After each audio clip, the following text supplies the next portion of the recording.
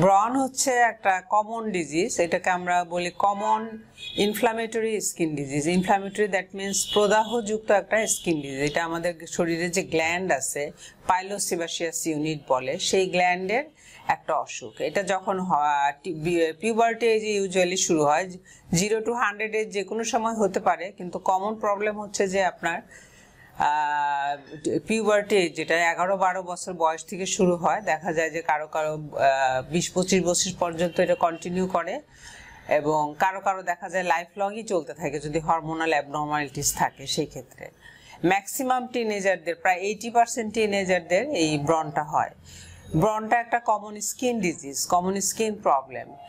অনেকের ধারণা এটা এমনিতেই হয়, এটার কোনো ট্রিটমেন্ট লাগবে না, কিন্তু আসলে ট্রিটমেন্ট লাগবে। আপনি যদি ট্রিটমেন্ট না করেন তাহলে সেই ক্ষেত্রে কি হবে, আপনার শরীরে প্রদাহটা চলতে থাকবে, ইনফ্লামেশনটা চলতে থাকবে। সেই ইনফ্লামেশনটা আপনাকে থামাতে হবে, না থামালে আস্তে আস্তে কি হয়, কেউ এসে বলে যে আমার মুখে দানা ওঠে, আমার মুখে অনেক অ্যালার্জি হয়, ব্যথা হয়, পুজ হয়। এগুলো হচ্ছে যে এখানে সেকেন্ডারি ইনফেকশন হয়ে যায়। সেই ক্ষেত্রে আমাদের ট্রিটমেন্ট দিতে হয়। সাধারণত ট্রিটমেন্ট ছাড়া কিছু জটিলতা তৈরি হয়, মুখে গর্ত হয়ে যেতে পারে, মুখ অয়েলের জন্য ব্রন হয়, মাথায় ড্যান্ড্রাফ থাকলে ব্রন হতে পারে, হরমোনাল অ্যাবনর্মালিটি হলেও ড্যান্ড্রাফ হতে পারে। মেয়েদের ক্ষেত্রে পলিসিস্টিক ওভারিয়ান ডিজিজ থাকলে অনেক বেশি ব্রনের প্রকোপ দেখা দেয়।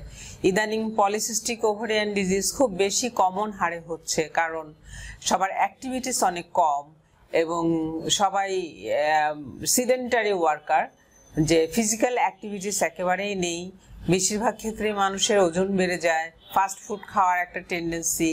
যদিও খাওয়ার সাথে ওরকম খুব বেশি রিলেশন আছে বলে আমরা বলি না যে ব্রনের ওরকম কোনো ইয়ে আছে খাবারের সাথে রিলেশন, কিন্তু ওয়েটের সাথে একটা রিলেশন আছে।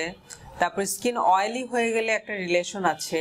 মাথায় ড্যান্ড্রাফ থাকলে ব্রন হতে পারে।